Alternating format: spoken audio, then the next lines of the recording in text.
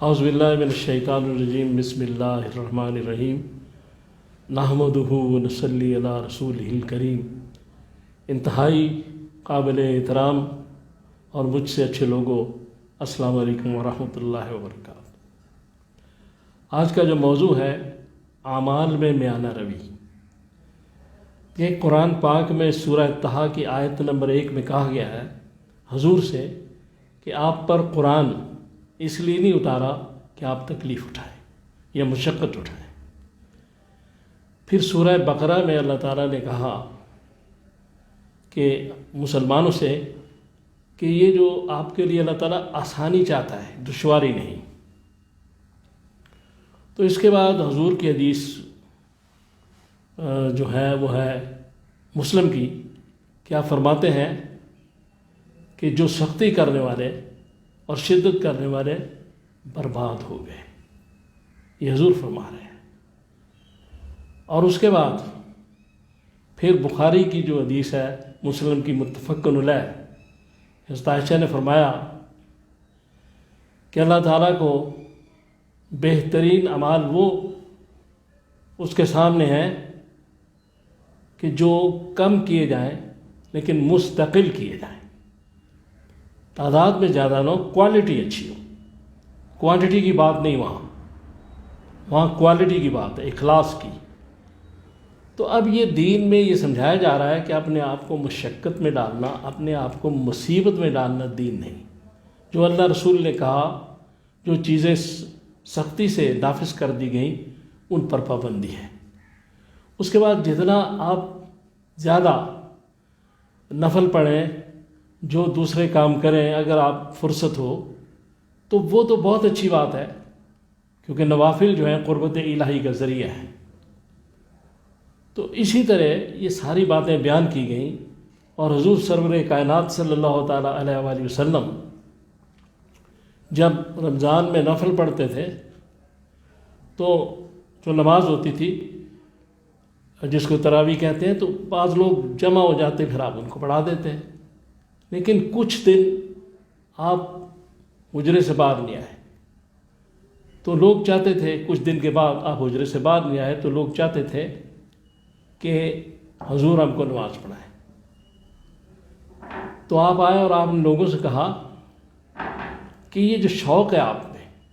اور یہ جذبہ ہے اللہ سے محبت کا اور نماز کا، میں چاہتا ہوں ہمیشہ رہے، لیکن میں نہیں چاہتا کہ یہ نماز تم پر فرض ہو جائے اور تم اس کو ادا نہیں کر سکتے، لہذا اس نماز کو دوسری نفل نمازوں کی طرح گھروں میں پڑھ لیا کرو۔ اب یہ کیا چیز بتائی جا رہی ہے؟ یعنی حضور سرور کائنات صلی اللہ تعالیٰ علیہ وآلہ وسلم خود اتنی مشقت اٹھا رہے ہیں، اتنی محنت کر رہے ہیں، اتنی عبادت الہی کر رہے ہیں کہ آپ کے پاؤں پہ ورم آ جاتے ہیں، لیکن امت کے لیے آسانیاں پیدا کر رہے ہیں، ہمارے لیے، آپ کے لیے، کہ ہم کم از کم ضروری چیزیں اختیار کر لیں اور دین پر قائم رہیں۔ ہم وہ بھی نہیں کر رہے جو تھوڑی سی ضروری چیزیں ہیں ان سے بھاگنا چاہتے ہیں، ہم نماز سے بھاگنا چاہتے ہیں، سال بعد روزے آتے ہیں ان سے بھاگنا چاہتے ہیں۔ تو اس لیے حضور نے اپنے اوپر بڑی محنت کی، بہت عبادت کی، کہ اللہ تبارک تعالیٰ نے کہا کہ اتنی عبادت نہ کرے کہ آپ کی جان کو خطرہ نہ پیدا ہو جائے۔ لیکن ہمارے لیے بڑی آسانی کہ حضرت عائشہ فرماتی ہیں کہ رسول اللہ صلی اللہ تعالیٰ علیہ وآلہ وسلم جب 2 آپشن ہوتے تھے تو اس میں سے آسان آپشن یعنی آسان راستہ اختیار کرتے تھے۔ تو کہنے کا مقصد یہ ہے کہ آج ہم دین کو اسی طرح لیں جس طرح حضور صلی اللہ تعالیٰ علیہ وآلہ وسلم نے فرمایا، اور ضروری چیزوں کو مت چھوڑیں، وہ کرنی ہر صورت، اس میں کوئی ٹال مٹول، کوئی عذر، کوئی چیز نہیں۔ لیکن جو چیزیں نوافل ہیں، دوسری چیزیں ہیں، وہ رغبی عبادت ہے، اپنی پسند کی، اپنے دل سے، جتنا گڑ ڈالیں گے میٹھا ہوگا، اس لیے وہ تو ایک علیحدہ بات ہے، اس میں جتنا کسی کو وقت ہے، فرصت ہے، تلاوت قرآن کرے،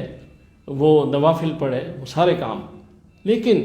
ضروری جو چیزیں ہیں ان کو نہیں چھوڑنا چاہیے۔ اور اگر روزانہ کوئی اپنے آپ کو مشقت میں ڈالے گا تو وہ ضروری چیزوں سے بھی رہ جائے گا۔ اس لیے دین، چونکہ یہ انسان کی سائیکالوجی سے بات کرتا ہے، دین اس کی نفسیات کو سمجھتا ہے۔ اللہ تبارک تعالیٰ نے پیدا کیا اس کائنات کو، اس لیے چونکہ انسان زیادہ آسانی کو پسند کرتا ہے، دین کو بہت آسان بنایا گیا تاکہ یہ ہر آدمی، ایک 7 سال کا بچہ جو ہے اس پر بھی وہی نماز ہے، اور 107 سال کے بوڑھے آدمی پر بھی وہی نماز ہے۔ یعنی کہنے کا مقصد یہ ہے کہ اگر ہم دین پر چلنا چاہتے ہیں تو کم از کم ضروری چیزوں کو پکڑیں اور ان کو قطعاً کبھی بھی نہ چھوڑیں، لیکن جو دوسری چیزیں ہیں، جو نفل وغیرہ ہیں، وہ ضرور کریں، لیکن فرصت کے مطابق، طاقت کے مطابق، لیکن اصل چیز سے پیچھے نہیں ہٹنا۔ دوسری آخر میں گزارش یہ ہے کہ یہ جو رزق کی تنگی ہے، اس کے لیے ابن کثیر میں عبداللہ ابن مسعود سے بات ہے کہ انہوں نے فرمایا کہ رسول صلی اللہ علیہ وسلم نے فرمایا کہ جو سورہ واقعہ پڑھے گا ہر رات کو، سورہ واقعہ، وہ کبھی بھی رزق کی تنگی میں مبتلا نہیں ہوگا۔ یہ ایک وظیفہ ہے، آپ بھی کر کے دیکھیں۔ تو اللہ تعالیٰ سے دعا کریں کہ اللہ تعالیٰ مجھے اور آپ کو توفیق دے